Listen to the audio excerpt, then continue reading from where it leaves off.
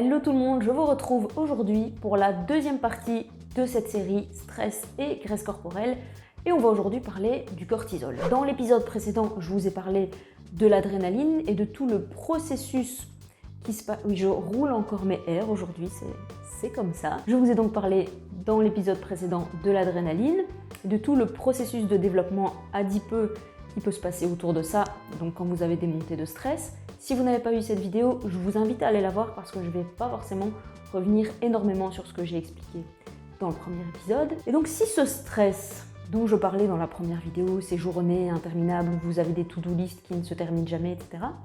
Si ce stress est prolongé pendant une longue période, alors en plus de l'adrénaline, c'est le cortisol qui va entrer en jeu. Le cortisol, c'est donc ici l'hormone du stress de longue durée. Quand on en produit en quantité optimale, je vous l'ai dit, le corps est merveilleusement bien fait. Quand on en produit en quantité optimale, elle a des propriétés anti-inflammatoires, elle va aussi réguler votre insuline et donc gérer un peu le taux de glycémie dans votre corps et vous éviter d'aller vers un diabète de type 2. Elle va aussi rythmer vos journées, c'est-à-dire que le matin, vous avez besoin d'un peu plus de cortisol, le soir par exemple, un peu moins, en fonction de ce que vous avez à faire, si le corps doit être en forme ou passer au ralenti pour être en phase de récupération, tout ça va s'ajuster de soi-même. Si maintenant ce cortisol vient à être trop élevé, notamment en raison de tout le stress que vous vous infligez, alors là, il va y avoir d'autres modifications dans votre corps. Vous allez avoir un taux de pression artérielle trop élevé,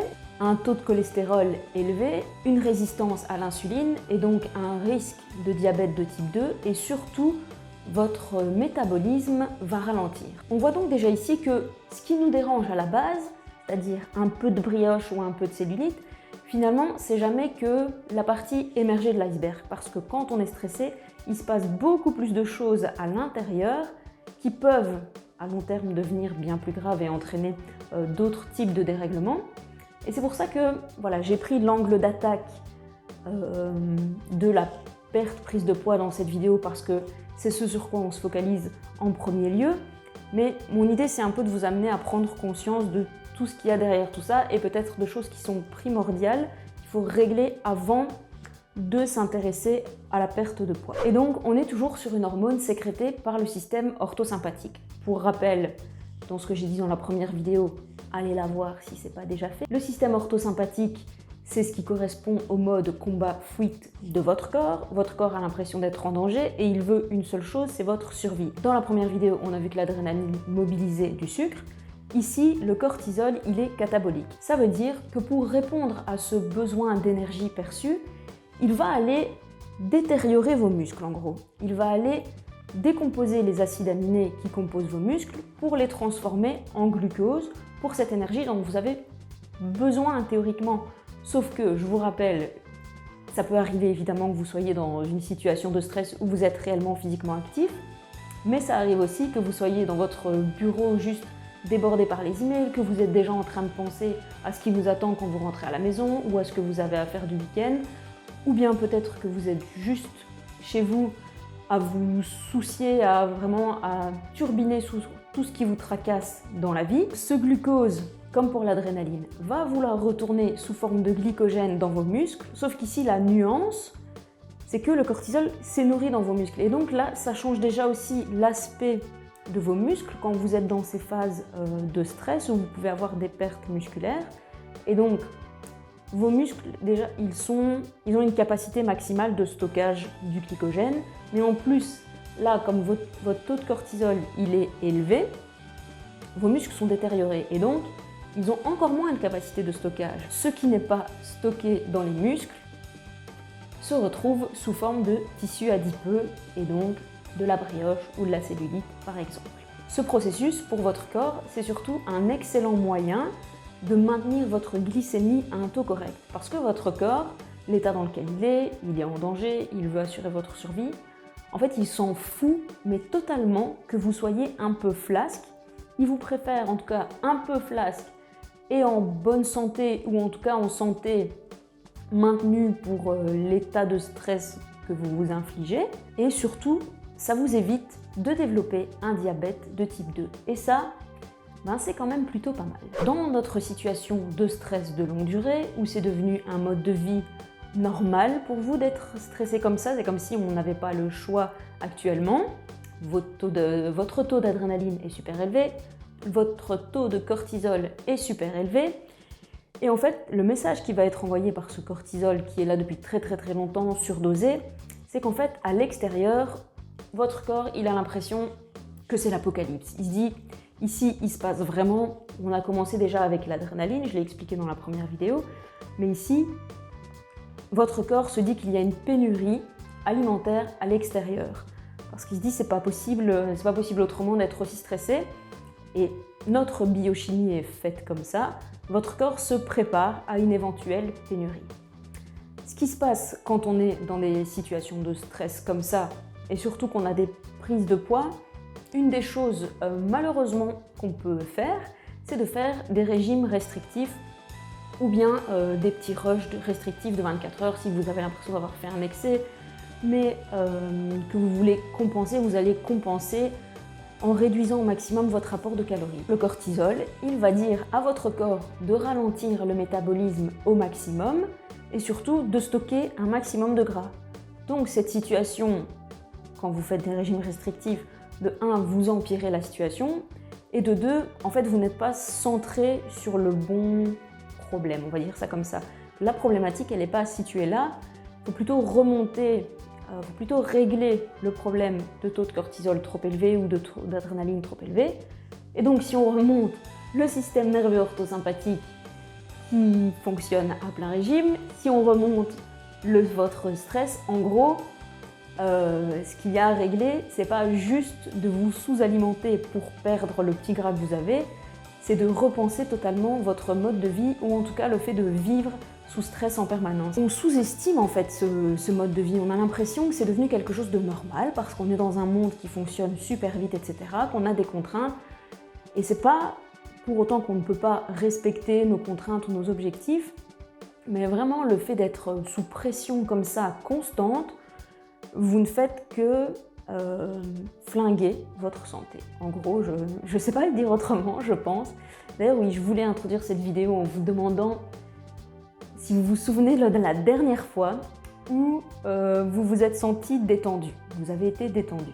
J'ai oublié de poser la question au début de la vidéo, mais rien que de se poser cette question-là, parfois on va se dire « Ah ouais, quand même », parce qu'on se souvient même plus de la dernière fois qu'on a réellement été détendu, parce que parfois même quand on part en vacances, on n'est pas détendu, on pense quand même à ce qui se passe, etc.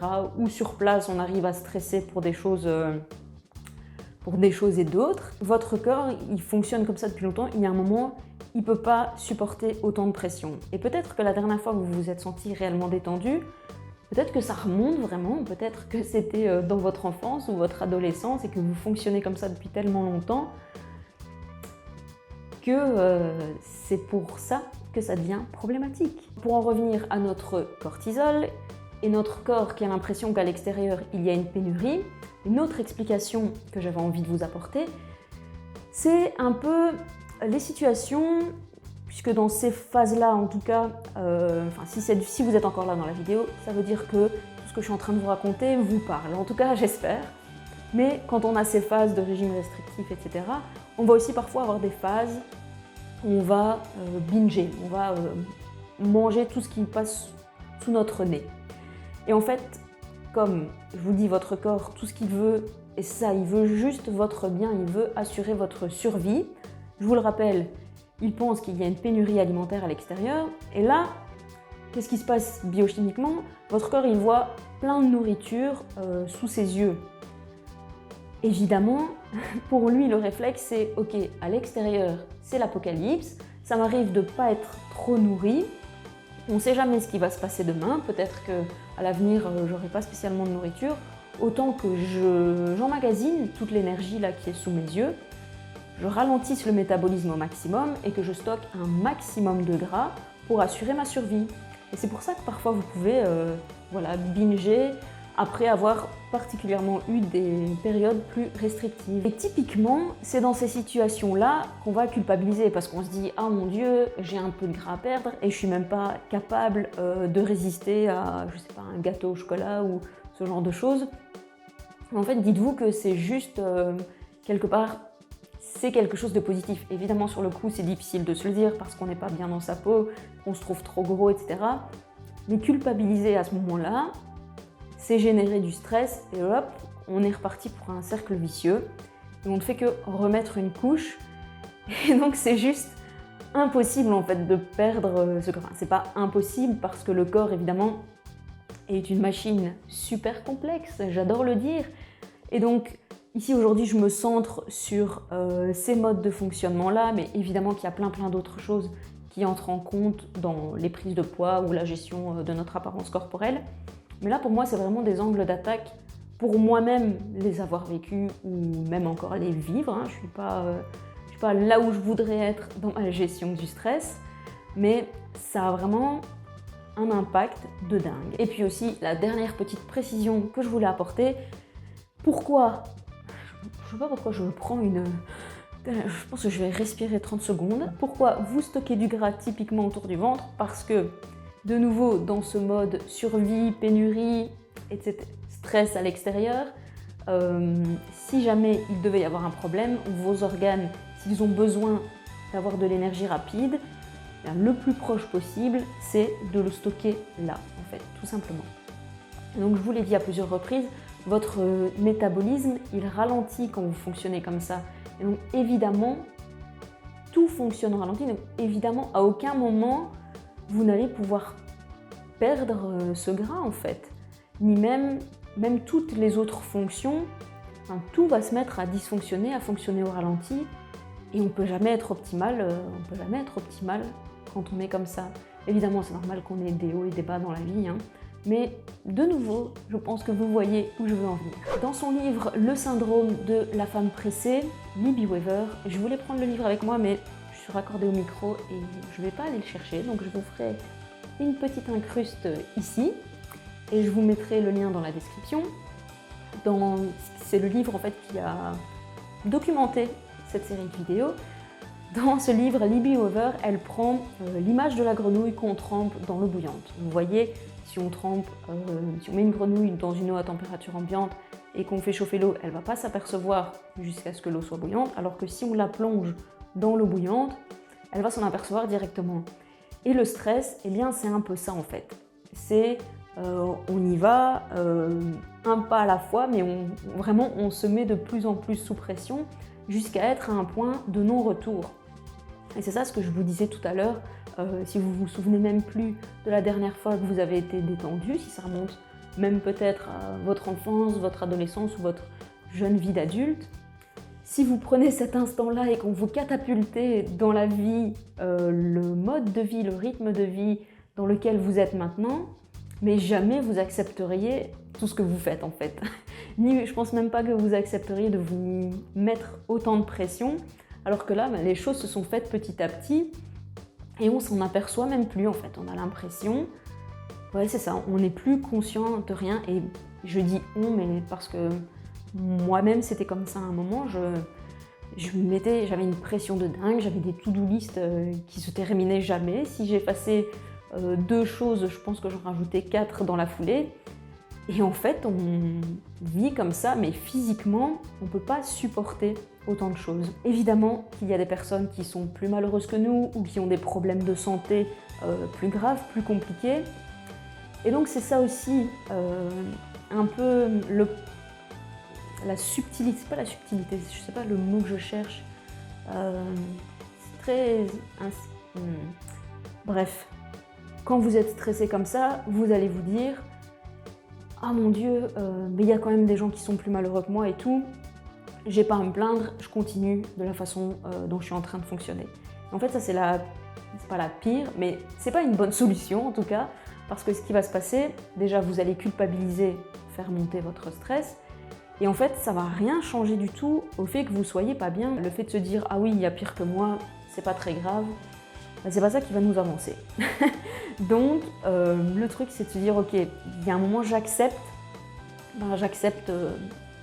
finalement de prendre ces choses-là en main. Et si vous aimez, typiquement, vous êtes probablement à toujours vouloir rendre service à tout le monde, etc.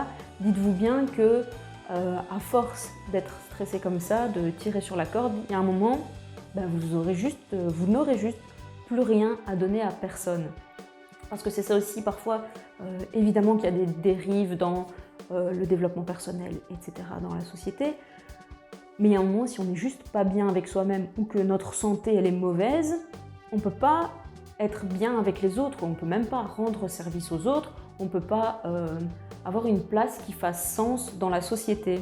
Et c'est ça en fait, le truc de savoir se recentrer. Pouvoir se recentrer sur soi, c'est pouvoir être optimal, je ne vais pas dire parfait ou au mieux, parce que j'aime pas trop le mot mieux, mais pouvoir être optimal pour avoir un mode de vie qui fasse sens pour nous et aussi avoir un rôle dans la société qui fasse sens. Et tout ça implique évidemment une phase transitoire. Évidemment que si, je l'espère, si cette vidéo a déclenché quelque chose en vous et vous permet de prendre votre stress et votre santé en main, dites-vous bien qu'il y aura une période transitoire. Évidemment, si vous avez mis autant de temps à arriver à ce mode de vie, ou en tout cas que vous êtes sous ce mode de vie-là depuis très longtemps, ça va demander un peu de temps, ça demande une phase transitoire de passer à autre chose.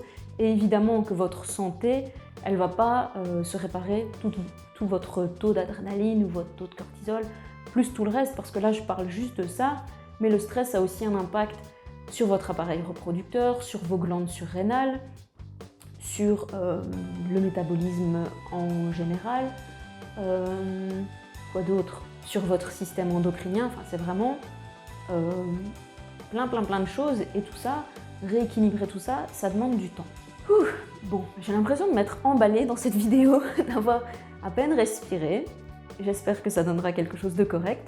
En tout cas, j'espère que ce deuxième épisode, il y aura sûrement encore une suite, mais j'espère que ce deuxième épisode vous aura été utile, vous aura donné des informations intéressantes et vous aura permis aussi de prendre conscience que pour perdre du poids, en fait c'est ça.